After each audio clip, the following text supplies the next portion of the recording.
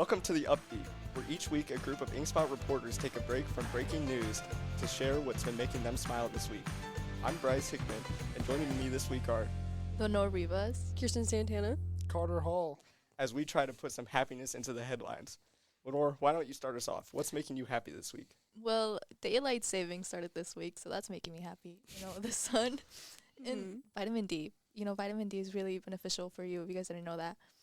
And even though we lose like an hour of sleep, I think it still makes me happy because I like seeing the sun. I know I already mentioned that, but I hated when I would get home from school and then instantly I would look out my window and it was already dark, and I don't like that because it makes me kind of depressed. So now I'm more happy and I'm more upbeat. But yeah. Upbeat? Yeah, upbeat. The name of the podcast. I like it much more when it's dark by 7, but I also like when it's dark in the morning. I like that. Dark in the morning is Yeah, not it. I It like it when it's is. dark in the morning. I I can't feel wake like- up. No, I feel more productive because I feel like I'm waking up earlier. If Yeah. I wake up and the sun is outside, I'm like, ugh. But it's the exact same. Well, not No. really. It's like, oh, I'm up so early, the sun isn't even up Yeah, yet. And then you just kind of, You're like, oh my I god. don't know, but sure, yeah. I mean, now I feel it's like if I see the sun outside, I feel sad because then I don't get to go back to bed because then it's the morning. Mm-hmm. So, and especially now, it's thrown off my whole rhythm. I get home after practice and stuff, and it'll be still sunny out. I'm like, is it 5 o'clock or? It's actually 7. Wow. I prefer it to get home when it's bright than when it's dark. It just feels too late. All right. What's been making you happy? I've been sick all week, so I have not been doing anything. But the other day I was home and I was not feeling good, and my mom ended up coming home early from work. You guys have do you guys have that one snack that's the only thing you'll ever eat when you're sick? Yes. What is it? Mine is Airheads Extremes. If you guys know that little rainbow candy. Yeah. Yeah. One time, that was the only thing I ate, and then I threw up because I hadn't ate anything else. Was it rainbow? Yeah. But yeah. I whenever I'm sick, I just eat a bunch of Lipton soup for just lunch, dinner, breakfast. I'll have 5 packets in a single day for a week straight if I'm really sick, and then I feel hungry all the time. I mean, it's not really filling. Carter. I just kind of eat a lot of bagels. Bagels? Yeah, bagels. Okay. How did you start eating bagels when you were sick? I eat bagels normally. I'm the bagel guy. So, do you Do you put anything on the bagels? So Sometimes you put some cream cheese on there. Sometimes you put peanut butter or something. When you're sick? I feel like I that's guess- a lot. I guess not when I'm sick. When I'm sick, I'll just eat the bagel. Mm-hmm. Well, why don't you eat anything else when you're sick? Why is the bagels the thing that you stay eating? 'Cause I don't know. It's just I a constant in your life. You just have to have I bagels. just need bagels to thrive. For I mean, that's me, fair. it's anything potato. So, no, I mean, the other day I was vomiting and I made the bad choice of having only French fries. And that did not turn out okay. I couldn't eat French fries for a week after.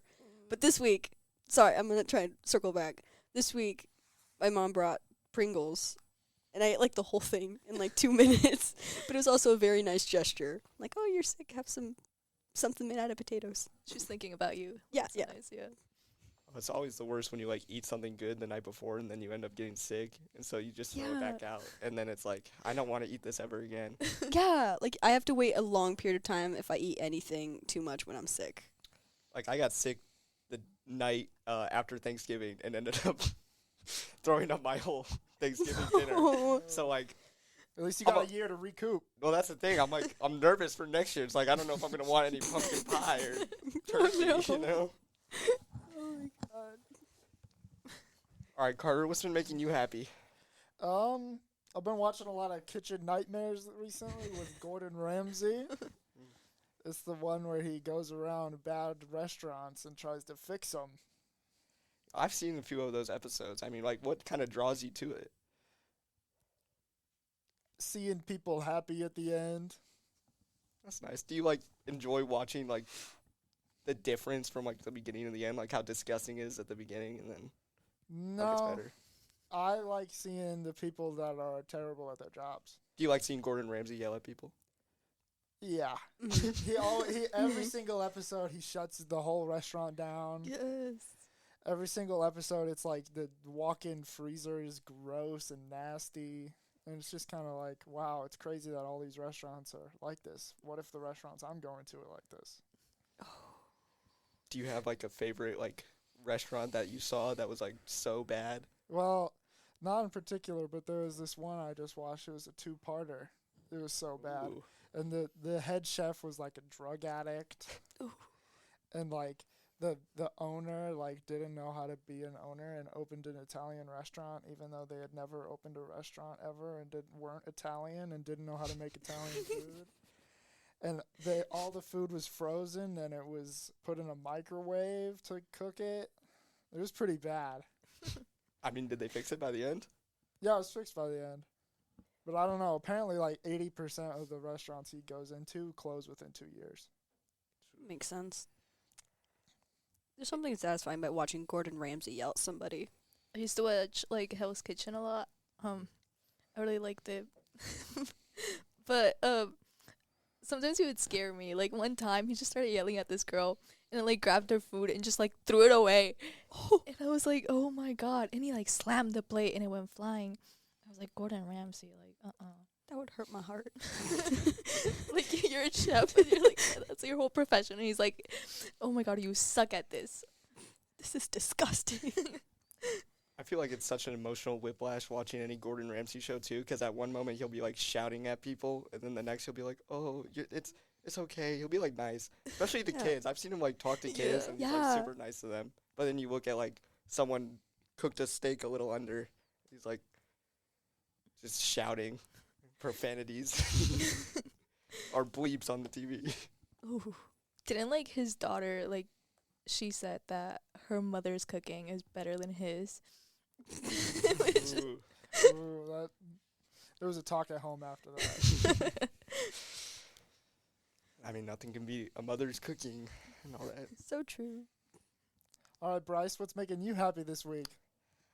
Well, I'm a huge Ghibli movie fan, and whenever I'm like super stressed, which happens to be this week, I like watch the movies. And so, just this November, or sorry, I think it was December, the newest movie came out, and it was The Boy in the Heron, and it just won an Oscar for Best Animated Feature. So that's been making me happy. I'm planning to like watch it sometime this weekend again. I just really like the movies and like diving deeper and like analyzing like the different things about them, because I feel like there's so much to get into in the movies, so it's fun to like pick it apart. Mm-hmm. How was it? Oh, it's really good. I mean, I haven't watched it yet. I really want to. yeah, it's really good. It's like, it's truly like, because Miyazaki, the director of a lot of the movies, Mm-hmm. is like a huge, like everybody loves everything he does. He's a masterpiece, like Princess Mononoke, Howl's Moving Castle, all that. And so he retired, and with The Wind Rises, like in 2013. So he came out of retirement to make this movie, and it was like, from what I hear, like it's supposed to be a love letter to like the industry and like to a movie for like his grandkids. And really the movie about is like saying like no one can like become me, because everyone's like, oh, who's going to be the new Miyazaki for Ghibli? Like he's retired. Who's going to be the next movie? And like his son will make movies, but he hasn't found the same success. So it's kind of like saying a big theme of the movie is like, be your own person. No one's going to be the next me, and no one has to be. And so there's a lot of deepness in that. And the whole movie too is like sort of like a loose biography. A lot of the theme or like plot points, aside from all the fantastical elements, are like parts of his life, like when he was a kid. So it's pretty cool in that regard. Didn't like before he retired, like he tried to multiple times but then couldn't like stay away from the studio. Yeah, I've heard about that. Like they kept saying we tried to kick him out, but he keeps coming back. Yeah. And he keeps bringing them ideas for movies. Mm-hmm. And so originally when he retired on like The Wind Rises, everyone thought that was going to be the end because it was a decade ago. He's like 83 now. And so he came back for this movie, and then everyone's like, oh, this is his last movie. But now he's thinking he's got more ideas, and he's going to make more movies, apparently. I hope so. I do, too. I mean, They're really great, yeah. You know, like, Princess Mononoke is my favorite film. It's just... So well made. Yeah, it's so well made. Mm-hmm. And it's another bit of, like these animated movies getting recognitions at the Oscars and stuff is really good, because this is Ghibli's second Oscar. I think the first ever animated feature award Oscar was Spirited Away, like 23 years ago in 2001, which is another Miyazaki film. So it's nice to see him get another award for that, like 23 years later. Have you guys watched Ghibli movies? No. Oh. None of them? No. You should watch You them. haven't seen Totoro or Spirited Away or... Or Nope. Ponyo? You're missing I out. don't know. Not even Ponyo? I don't know what that is. It's about a goldfish. A goldfish? It sounds boring, but it's actually wonderful and beautiful. Yeah, they're all beautiful. Mm-hmm. Alright, I'm sure Bryce is going to make me check that out. I mean, you should. I've been telling you to check them out for a while. I don't watch a lot of TV, so... They're movies. I don't watch a lot of movies. Well, you should. Yeah. You just talked about Kitchen Nightmares. It's talking about Kitchen Nightmares, too. Yeah, I'll watch like one episode a day. We'll That's watch it. one movie. But a movie's like twice as long. Ghibli movies will keep you hooked. Yeah. They're great. Mm-hmm. Do you The have animation. HBO Max? No. Oh, sorry. Okay. I mean, especially like Princess Mononoke, it's like 2 hours plus. And it felt like longer than that, but not in like a long, oh, I'm bored, I'm waiting the whole time. It's like long, and I'm thankful it's keep going because it's just so good. Just more and more. Well, what's Great it about? Okay. It's about this guy, right? Uh-oh. And he ends up, like, his village gets attacked by this demon boar, and he gets, like, cursed, right? And so they banish him from the village because he's cursed and he's going to die and stuff, and they can't have that. So they send him away to this place to, like, fix the forest because it's creating demons, because this one village is creating iron and, like, deforestation. It's a whole environmental message. I don't want to spoil it because it's amazing, and it's like a I don't masterpiece. care. I don't care. Go for it. Princess Mononoke. No, I don't. The listeners can't be spoiled. Yeah, by it. Exactly. Think about them. Well, what about this new one? Okay, the new one. So there's this kid, Mahito, and his mother is killed in a firebombing. It's in like the first 5 minutes, and so it's the whole story is pretty much about like him accepting and like knowing that it's okay to like make new connections with people, even though like some of his are lost. Like it's okay to be like afraid of losing like more relationships because I mean his mom died, and so he's struggling with like making more relationships with people and accepting that he can. Didn't you say it was the boy and the heron? What about the heron? The heron is a lot more complicated. Voiced by Robert Pattinson. Wasn't Isn't expecting the Batman that. guy? Hmm? Isn't that the Batman guy? Yeah, Batman, Twilight. Yeah. I don't care about Twilight. Well, everybody loves his performance in the heron. I mean, I saw a lot of like social media about like his voice acting, and I was like, this doesn't sound like Robert Pattinson because it's really like gruffy and like dirty, I guess. Dirty? That might not be the right Try adjective. to do it right now. No. No. I can't do it. It sounds like a bird. Like if a heron was trying to talk, that's what it would sound like. And it's great. They got Dave Bautista as a parrot, Christian Bale as a pelican, Florence Pugh. Florence Pugh as I don't remember Who's what that? she played. Oh my god. You don't know who Florence Pugh is? No. Oppenheimer. Little no, I Women. haven't seen that. Dune 2. Haven't seen that. Little Women. Nope. What else? You need to watch more movies. Midsummer. Yeah, Haven't seen that. Oh, was she in the Midsummer? I think so. Yeah. Ah. like the one movie about the cult. Yeah. Me and my friends watched that. Is it good? Oh yeah, it's good. It's definitely like really intense. Like if I watched it, like I watched it with a bunch of friends, so that definitely made it less like intense, like the more mental, emotional. It's definitely like a psychological like scare. It's not like, oh, demon comes and kills people. You know. I much prefer when the demon comes and kills people. Then you'll love the Ghibli movies. Yes. Yeah. What, does that happen a lot? Well, I mean, yeah. there's demons in a lot of them, like monsters and stuff. Huh. Princess Mononoke, the demons, which are just, Talking wolves. talking wolves. Talking- Boars. What is this, a Yeah. Disney movie? No. It's like 10 times more intense than a Disney movie. Yeah, and better. Yeah, they're great. Like, you need to watch Princess Mononoke. Yeah, do it. And Howl's Moving This Castle. feels like a cult. And Ponyo. And Spirited Away. And when Marnie was there. And The Wind Rises. Although I haven't seen that one yet. When Marnie was there? No, The Wind Rises. Oh, it's so good. Because that's just, I've kind of been watching, like, there's a few I haven't watched, so I kind of want to watch The Wind Rises as, like, the last one, because that was, like, his retirement. And a lot of people say, like, yeah, this feels like his last movie. So I've kind of been saving that. It'll rip your heart out. I hope so. I love it. I love it when it does that. That means it's good. Exactly, yeah. Do you have a favorite, Lenore? I don't know. I forgot the name of the movie, but it's one of the most famous ones.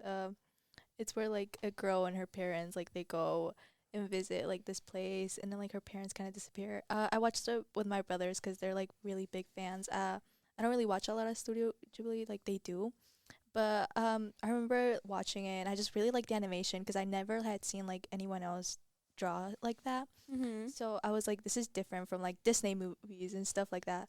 But yeah. Do they like cross this big bridge Yeah. thing? Spirited Away. Yeah. Spirit, Yeah. It's like, yeah. Turn into pigs. Yeah. Oh Okay. I remember my little brother was like, oh, this is so weird. And I was like, I love this. I just also love, like, the art style and everything. Like, it's just Yeah. so, like, fantastical and, like, it's beautiful to look at. And, like, another thing with, like, the Oscars and stuff, every animated feature film that's won since Spirited Away has been, like, 3D animated. But The Boy and the Heron and Spirited Away and everything, they're all, like, 2D animated. So you definitely see, like, the difference in style.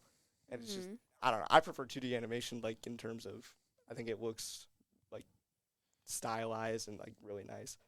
And each movie has its own, like, completely different identity in terms of style and, like, a fantasy world, and they're all great. Like, I don't know how that man came up with so much. I love how you can tell how much thought goes into it. Like it's written really well, and then the animation looks like it took forever. It's great. Yeah, I love just seeing, like, I'll, like, watch one for the first time, and I'll get a lot of that surface level information and love that, and then I'll be like, okay, now I need to watch it again and see what I missed. Because a lot of the things, you know, it's a lot of deeper meanings and, like, metaphors and everything, especially in The Boy and the Heron. It's a lot. So, are you going to watch any Studio Ghibli movies? I don't know. You haven't been convinced yet? I mean, yeah, sure. I'm convinced, but I don't know if I'm gonna do it. What's your favorite movie? Evil Dead 2. Very different types of movies. What do you mean? You do like when the monster comes and kills people, right? Yeah. That's what happens in Evil Dead 2. Yeah, exactly. Well, yeah, I mean, there's monsters in Princess Mononoke. Yeah. Mm-hmm. I guess there's kind of monsters in Howl's Moving Castle. I like that one, too. Spirited Away, they got the masked guy. Forgot what it's called. No Face? Yeah, that. Yeah. You got to check them out, Carter. If I got time. Just try one. Which one?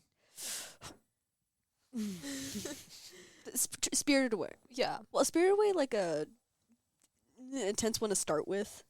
I feel like Spirited Away is a lot of people's, like, introduction. Like, a lot of people know Yeah. Spirited Yeah. Away.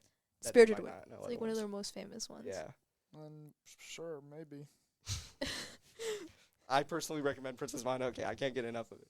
It's great. I love that one. So good. All right. Well, for all our listeners, we'd love to hear what's been making you happy this week.